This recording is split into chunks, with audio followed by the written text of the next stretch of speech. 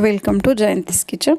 ನಾನಿವತ್ತು ಹೆಸರುಬೇಳೆ ಪಾಯಸ ಮಾಡೋದು ಹೇಗೆ ಅಂತ ತೋರಿಸ್ತೀನಿ. ಹೇಗೆ ಮಾಡೋದು ಅಂತ ನೋಡೋಣ. ಒಂದು ಅರ್ಧ ಚಿಪ್ಪು ತೆಂಗಿನಕಾಯಿ ತೊಗೊಂಡಿದ್ದೀನಿ.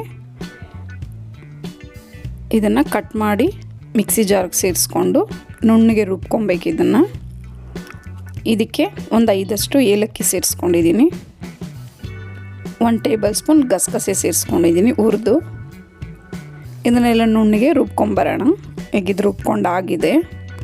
ಈಗ ಒಂದು ಪಾತ್ರೆ ಇಟ್ಕೊಂಡು ನಾವು ರುಬ್ಬಿಟ್ಕೊಂಡಿರೋದನ್ನೆಲ್ಲ ಅದಕ್ಕೆ ಸೇರಿಸ್ಕೊಳ್ಳೋಣ.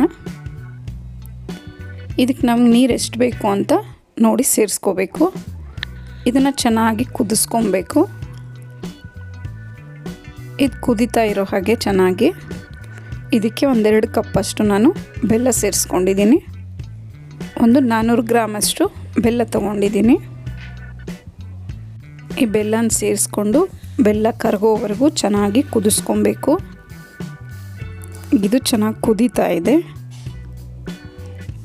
ಇದಕ್ಕೆ ನಾನು 100 ಗ್ರಾಮಷ್ಟು ಹೆಸರುಬೇಳೆನ ಹುರಿದು ನುಣ್ಣಗೆ ಬೇಯಿಸ್ಕೊಂಡಿದ್ದೀನಿ. ಇದನ್ನು ಸೇರಿಸ್ಕೊತಾ ಇದ್ದೀನಿ ಇದಕ್ಕೆ.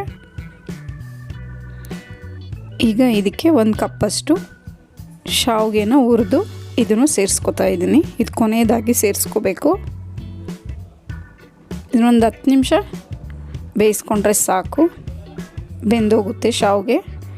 ಕೊನೆಯದಾಗಿ ದ್ರಾಕ್ಷಿ ಗೋಡಂಬಿ ತುಪ್ಪದಲ್ಲಿ ಹುರಿದು ಇದನ್ನು ಸೇರಿಸ್ಕೊತಾ ಇದ್ದೀನಿ. ಇದು ರುಚಿಕರವಾದ ಹೆಸರುಬೇಳೆ ಪಾಯಸ ಸವಿಯಲು ಸಿದ್ಧವಾಗಿದೆ. ನಿಮಗೆ ವಿಡಿಯೋ ಇಷ್ಟ ಆದರೆ ಲೈಕ್, ಶೇರ್ ಆ್ಯಂಡ್ ಸಬ್ಸ್ಕ್ರೈಬ್ ಮಾಡಿ. ನಿಮ್ಮ ಅನಿಸಿಕೆಯ ಅಭಿಪ್ರಾಯವನ್ನು ಕಮೆಂಟ್ಸ್ ಮೂಲಕ ತಿಳಿಸಿ.